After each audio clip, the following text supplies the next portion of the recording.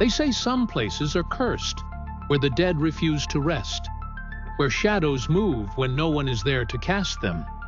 But Greyfriars Kirkyard, it's different. This place doesn't just hold ghosts, it holds something far worse. A presence so dark, so relentless, that those who step too close leave with scratches, bruises, or nightmares that never fade. One man, Sir George Bloody Mackenzie, was feared in life, but in death, his terror has only grown stronger. People have collapsed at his tomb, gasping for air, their bodies marked by unseen hands. Some fled in horror, never speaking of what they saw. Others? They never left at all. And the worst part? Some say, once you hear his story, he follows you. Stay with me till the end, because this is a story you won't forget. But be warned, you may not be alone. Greyfriars Kirkyard is a place where even the bravest feel the weight of unseen eyes. It started centuries ago with a man whose cruelty knew no bounds, Sir George Mackenzie. During the reign of Charles II, he ordered the brutal persecution of the Covenanters, a group who refused to submit to the king's religious demands. Thousands were tortured and executed under his command, many buried right here, their suffering forever tied to the land. When Mackenzie died in 1691, he was buried in a grand mausoleum within the very cemetery where his victims lay.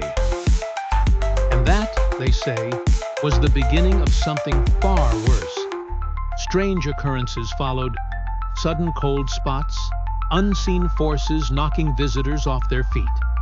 Many left the mausoleum pale-faced, covered in scratches. Some collapsed, overwhelmed by an invisible force.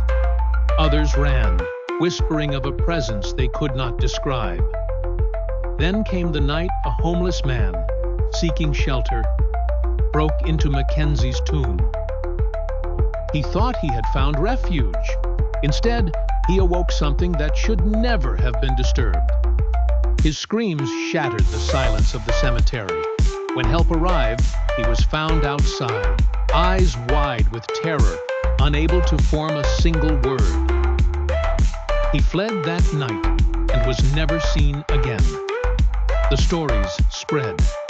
Those who entered the mausoleum spoke of an overwhelming dread, as if unseen hands were gripping their throats.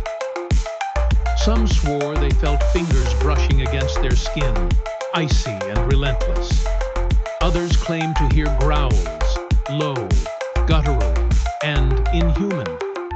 And the most terrifying of all? The ones who never spoke of what they saw. They simply left, their faces pale, their eyes haunted. Paranormal investigators tried to uncover the truth. Cameras flickered, batteries drained, equipment malfunctioned. Some captured voices, whispers that hissed through the silence, muttering names, growling threats. The most chilling evidence? A voice, cold and unfeeling, caught on tape. "Get out." A skeptic once tested the legend. At midnight, he placed his hand on Mackenzie's tomb, smirking. Then his laughter stopped. His expression twisted in horror. He staggered back, clutching his chest.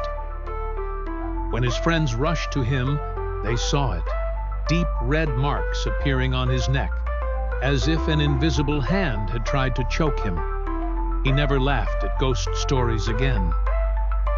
And yet, the legend does not end there.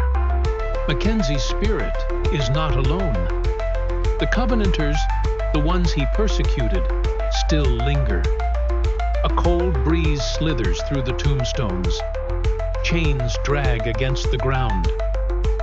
Some claim to see figures in the mist, shadows that do not belong to the living. Others hear footsteps behind them, only to turn and find Even today, Greyfriars Kirkyard remains one of the most haunted places in the world. Those who dare to enter do so at their own risk. Many leave with scratches, bruises, or worse, something they cannot explain. Some feel a presence following them home, a weight that lingers in the corners of their room, watching, waiting. They say the dead don't rest easy in Greyfriars Kirkyard. And if you ever find yourself there, standing before the Black Mausoleum, feeling the air grow thick and heavy, remember this: some doors, once opened, can never be closed again.